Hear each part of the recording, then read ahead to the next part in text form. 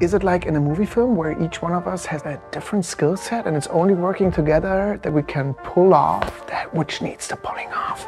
Yes. It's exactly like that. There's nothing like a good zombie apocalypse to distract the public from a major heist. Army of the Dead was a twisted, strange fun film that featured quirky characters, one of them being Ludwig Dieter. This master safecracker stole the show with his offbeat jokes and witty personality, so much that the spin-off prequel Army of Thieves was made. The movie follows Ludwig as he's recruited for the heist of a lifetime. He and ragtag crew decided to rob 3 safes from the usual bad guy. Under the distraction of early days of the zombie apocalypse, Ludwig and his team pull off a heist with lots of action, thrills, and zombies to spare. Matthias Schweighöfer, who plays the safe genius Ludwig, not only starred in this film but directed it. He took fans behind the scenes to show how the action thriller was filmed and what it takes to make a movie like this. From multiple stunts and training to makeup and special effects, he's sharing it all. There might be some spoilers ahead, so stay sharp. What the fuck was that? What?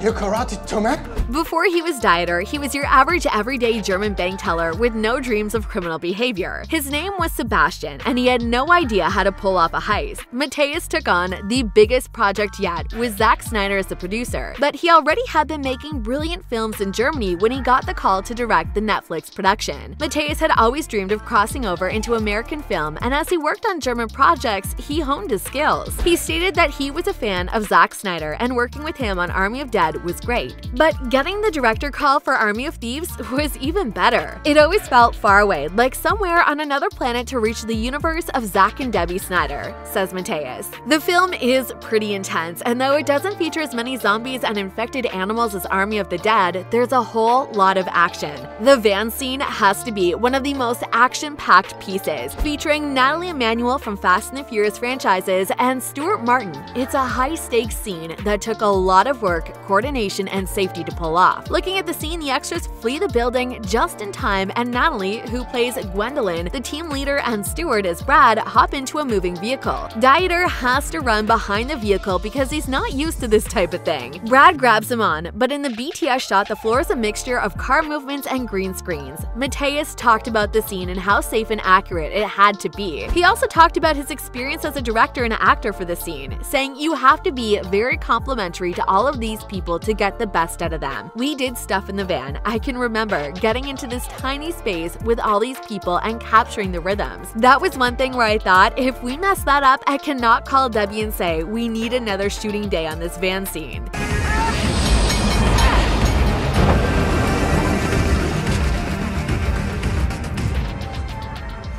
His co-stars are pretty used to action scenes, but some calm scenes also took a lot of work. Matthias had to step into the actor-director role and critique himself, which was pretty difficult. Another crazy high-energy scene was when Ludwig was being chased by the cops on his bicycle. He went through alleyways and staircases and even ended up flipping over on a couch. For Matthias, that is a high-octane stunt scene, which might be great for the film, but not great if he was to get injured. If actors get injured on the set, it ends up costing the studios millions of dollars in delayed filming, so Matthias had no shame in using a stunt double for any extreme scenes. The bicycle scene features Dieter's legendary scream that was a complete and random decision on Matthias's part in the first film. It's so unexpected, but that's what makes it so realistic. They used a drone for the overhead scenes and a green screen for when Dieter biked down the stairs. It's interesting to find out that Matthias wasn't even on a real bike in this scene. It was rigged to a mobile platform for safety. I really liked it because it gave me some freedom to say, no, I will not do these stunts, says the filmmaker, who knew that doing too many stunts might leave the film without a lead actor or director for a while. Everyone was like,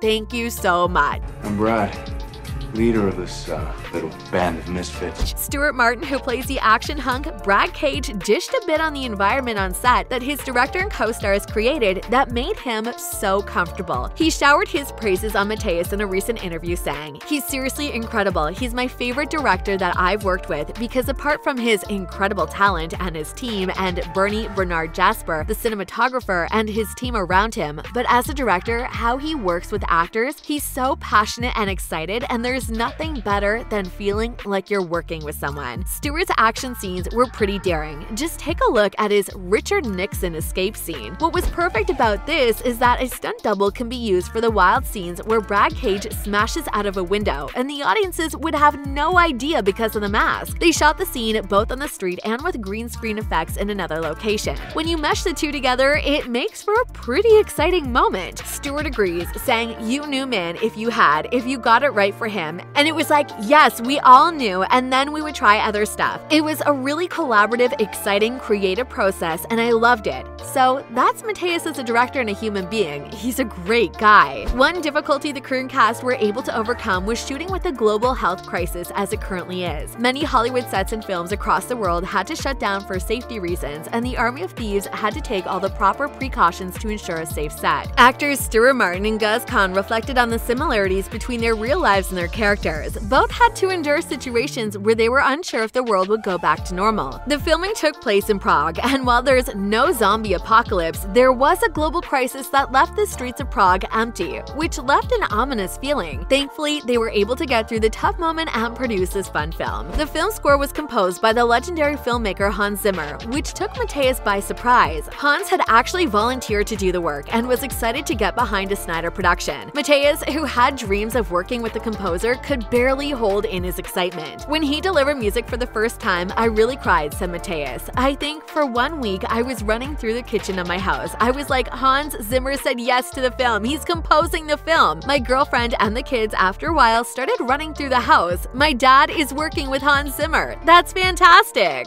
This is about becoming legends. What?